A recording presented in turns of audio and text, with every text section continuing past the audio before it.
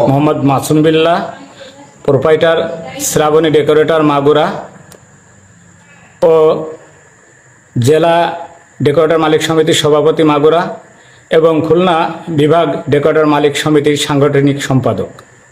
আমি গত 29 তারিখে শালিকা মাধ্যমিক বিদ্যালয়ের 50 বছর পূর্তি রজত জয়ন্তী প্রোগ্রামে 2,50,000 টাকা কন্টাকে কয়েক কোটি টাকার মাল নিয়ে ওখানে প্রোগ্রামে যাই।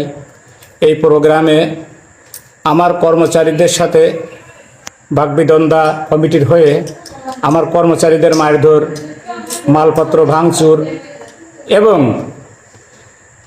মালামাল লুটপাট হয়েছে।